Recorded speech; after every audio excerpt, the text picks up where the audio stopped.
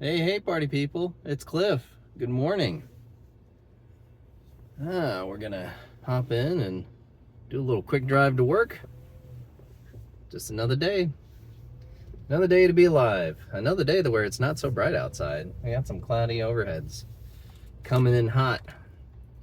Earthquake happened yesterday. Didn't even feel it, according to the news. It's also really nice and relaxing because whenever I'm in bed and you feel like a little, like, the earth like just kind of roll back and forth, it kind of rocks you. Either rocks you awake or rocks you back to sleep. It's always fun. But the topic of today's short talk is nobody cares about your money more than you do. Or rather, why is this lane closed up ahead? I don't know. But nobody's going to care about your money more than you do. And what do I mean by that? Well, say you deposit your money into a bank. Bank doesn't care about you. FDIC insured? No. Why is this guy walking across the street? What is this? It's all right. He's okay. He's doing a thing. You get a lot of things, and I guess the thing is, it's cool. Like in LA, is you'll get a lot of just interesting things that happen out of the blue, and you're like, oh, okay. Like this guy's license plate ahead of me is like, why go you? I'm like, all right, why go you driving a Range Rover that's green? I hear geniuses only pick green. Meet the Fockers. That was a good movie, a long time ago. But look, nobody cares about your money more than you do. Everybody cares about taking your money. It's so easy to get a loan. It's so easy to get a mortgage. It's so easy to walk into a bank and say like, hey, I want all of this. And they're like, all right, cool. Like, what do you have to offer?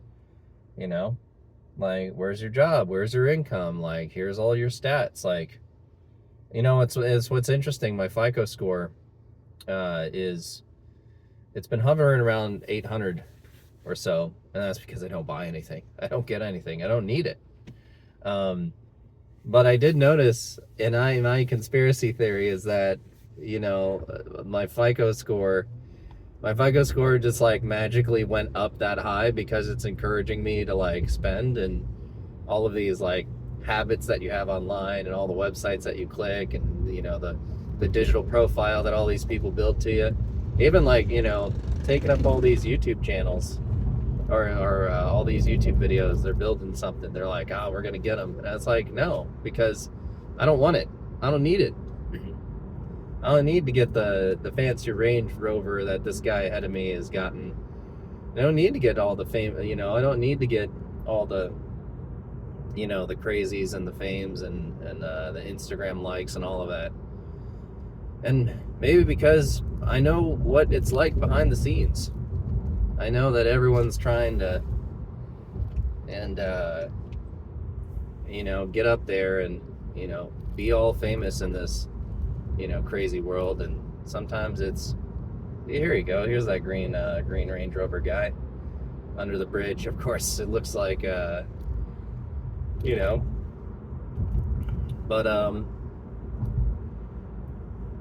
but yeah, it's just like, it's so easy to get emotionally like worked up and window shopping online, and I gotta buy this, I gotta buy that. A lot of TikTokers and YouTubers, Instagrammers, a lot of videos will put you into that mood of like, just buying just too much stuff.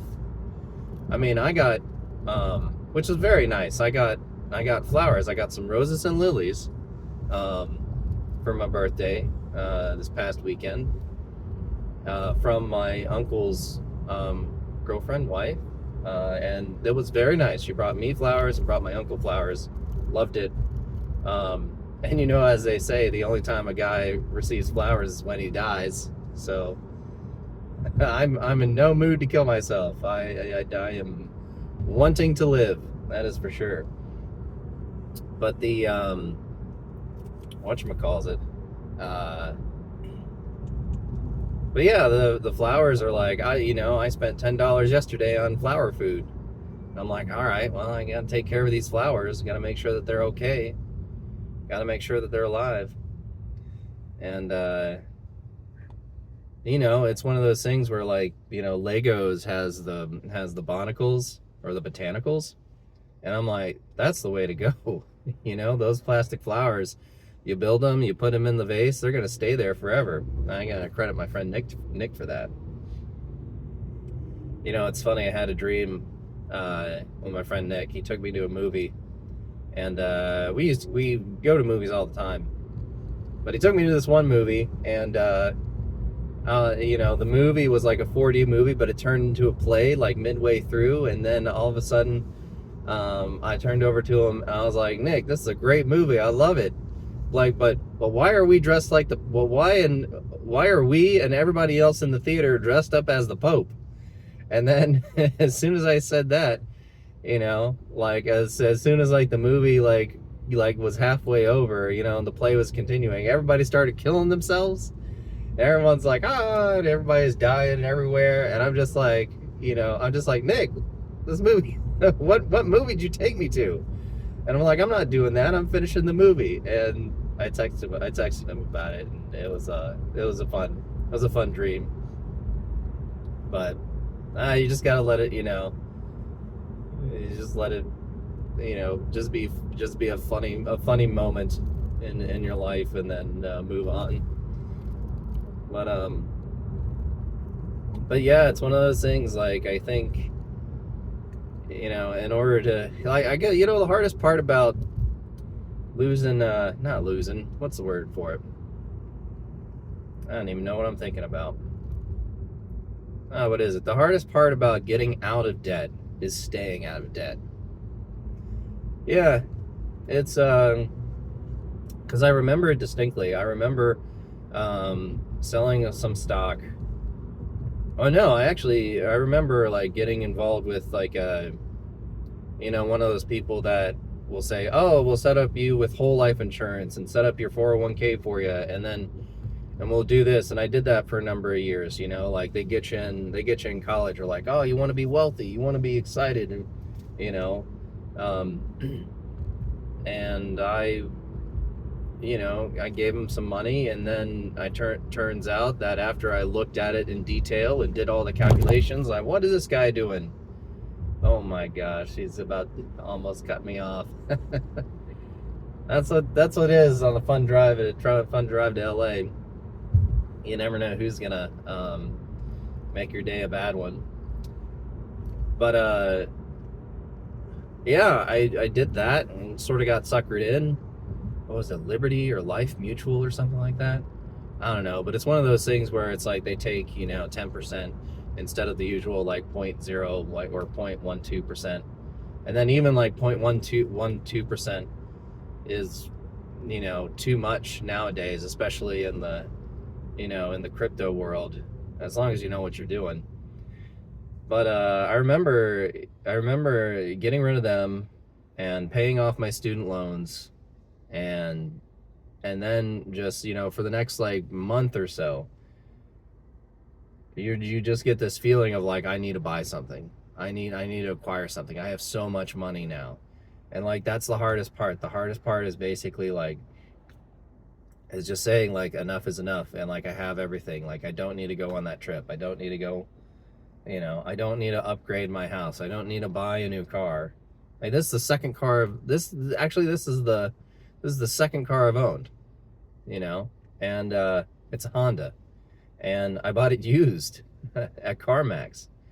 The other Honda, I bought it used off of a good couple, like, you know, 15, 20 years ago, and that's it. I mean, like, yeah, you could, you know, buy a car and then turn over a car and then, you know, do it again, but, you know, keep up with the Joneses, but there's no need to. You know, finances are boring. They're supposed to be boring. It's supposed to be, oh, like, this is the number amount that goes into my bank account, this is the number amount that I spend, you know. And, you know, the hard truth is, like, you know, yeah, I live in LA, but I live in a studio apartment. Like, I don't, you know, need to move into anything bigger. Yeah, of course I'm single, right? And being single is on me, because I need to go out there and do it if I wanted to do that. But at the end of the day, like, yeah, the hardest part about getting out of debt is staying out. And then, and it's also like, nope.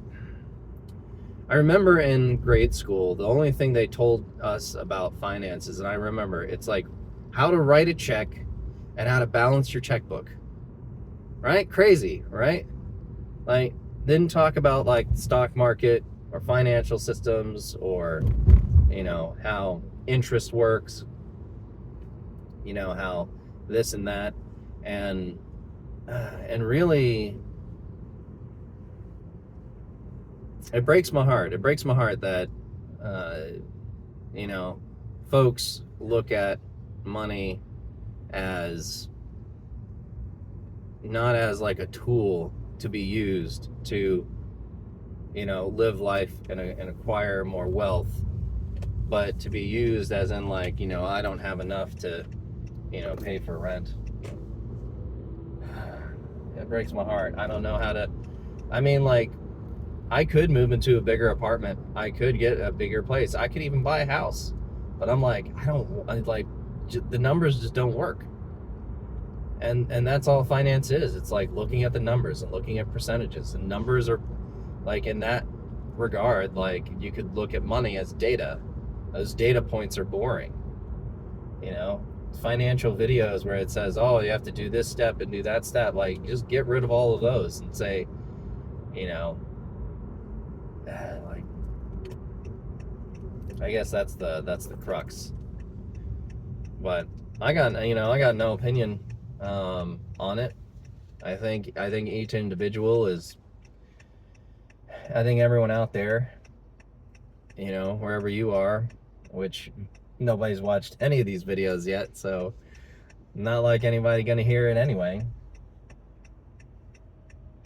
But yeah, it's one of those things, like, you just got to be aware of, like, the financial system that you're in, and like getting stuff, like coffee isn't going to bankrupt you. Going out and like grabbing food to eat isn't going to bankrupt you. It's when it's all the acquiring of like little things, like, oh, like this, bracelet I'm getting for my cat, or oh, like I need a new pair of shoes or whatever. Like, this shirt, if you look at all my other videos, like I have 6 versions of this shirt, and that's it. And these shirts last for like, 3 to 5 years. So I'm going. I don't know why this guy's going fast, but he can wait. Sometimes you got to teach the traffic to be like, hey, you're driving a little bit too fast. I'm going. But to each their own. I don't know. I think the way to financial riches and, or at least stability, well, is, over time though, right? Because it's been 15 years since I've had this like mentality. Like, document everything. Like, here's my budget for the month, and then slowly but surely, pay off everything, and then don't buy anything, or like do the research, right? Like, for instance, for this Honda, I must have spent a year and a half like figuring out which is the best car for my personality, for like longevity, for all of that stuff.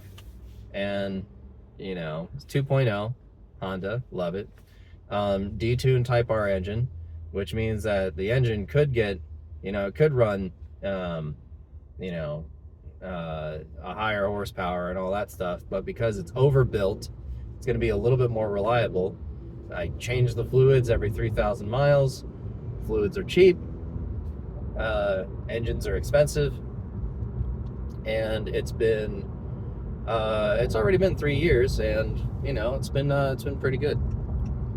So I don't know. That's kind of my take, is like, no, the only person that's going to worry about your own finances is you, and you really got to do the due diligence. just consistent over time, and learn the financial system that you're in, and downgrade if that, you know, if you're spending too much money a month, you need to downgrade. And just like, you know, I don't know, that's kind of what I do. Or like downgrade or never upgrade. That's the other part. So good times coming at you from LA, and I hope you be good. Until next time, see you later.